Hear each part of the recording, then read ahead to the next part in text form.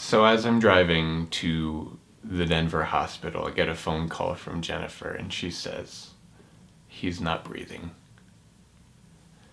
And then she says she has to go, a doctor's coming.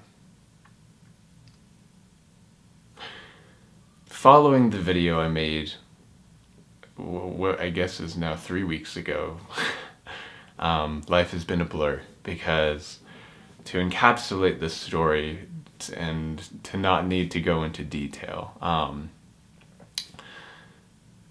we've been through the ringer. My wife and I, my family, and ultimately our now 1-year-old son. And to preface the rest of this story, to just tell you guys right now, it has a happy ending, and I can't tell you how thankful I am, but let me get into it first. It started with the 30th.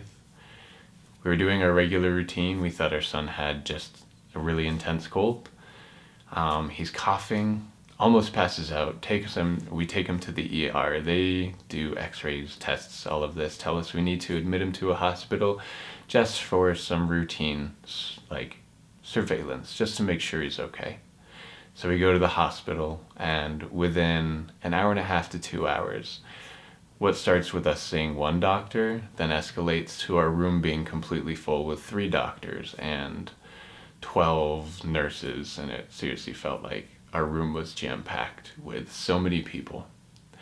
And then after that 2-hour mark, we're then admitted to the ICU of that hospital. And then fast forward from there, we're told they're going to be using Flight for Life to take our son from the hospital in Colorado Springs to the Denver hospital and the Denver Children's Hospital.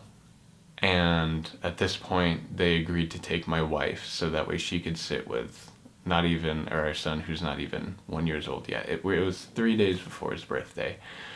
And so I'm driving, and I have no news. I have no communication until finally my phone, which I've been clutching in my hands, white knuckling, waiting for the slightest vibration to go off.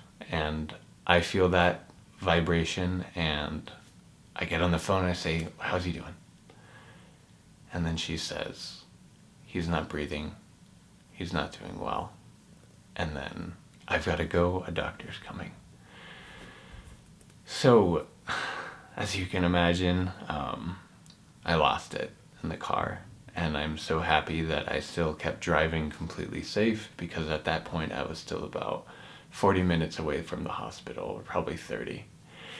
And I'm just driving, and then for the rest of those 30 minutes I just get fragments of phone calls of, I don't know what's going on, and I can see him, but they won't let me actually be with him. And that's what Jennifer was saying. And then I finally get there, and as for all these names, I'll never forget them, so I'm going to start referencing them, because hopefully if these doctors and nurses see it, then I want to say thank you. But I meet Kai, who came down for my wife to actually meet me and take me up to our son. And I finally get there and I see our son laid out.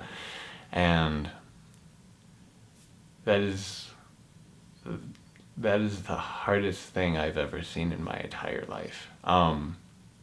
Because I thought he wasn't there.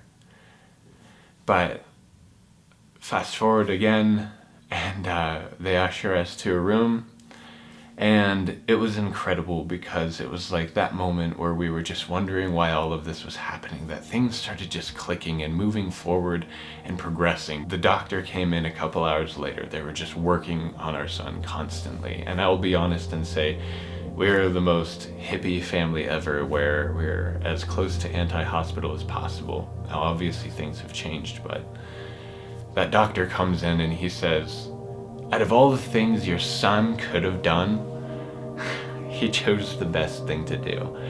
And he started breathing on his own again.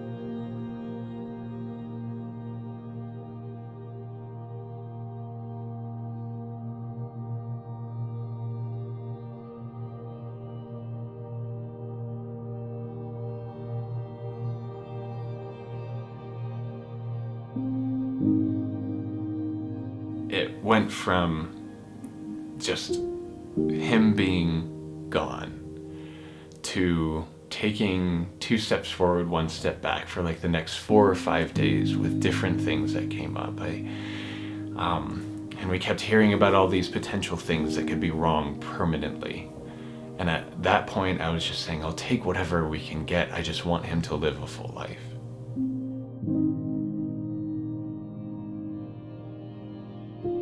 And I kept telling everybody while I was there, he's gonna surprise you. I just have a feeling he's gonna surprise you. And luckily, he has. So, like I said, it's been a happy ending. But this is where I kind of want to change everything. And I want to thank so many different people here, and all of these people's names who have been ingrained in my mind, because you took what was my son, who honestly, had we have not taken him to the ER that one time, probably would not be with us today. So to our doctors, from Shannon to Dr. Miyamoto to Melanie to Dr. Kim, and our nurses, we've got Suzette, Lisette, we've got Kate, we've got Jessie, we've got,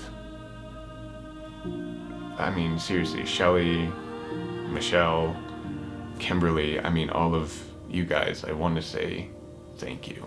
And if you happen to find this video, and I actually hope to get this video to you guys, but thank you, because I get a second chance to now hang out and be with my son and watch him grow.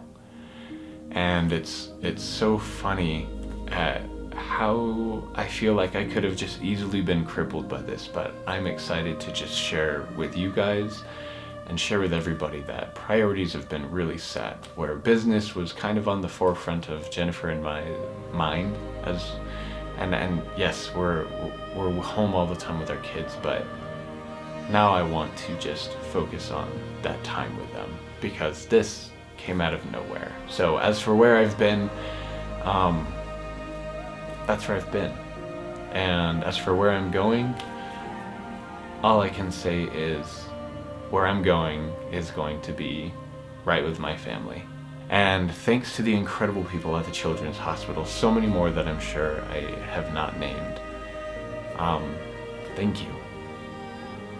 And I mean that, thank you, because I have my little man, and he's back.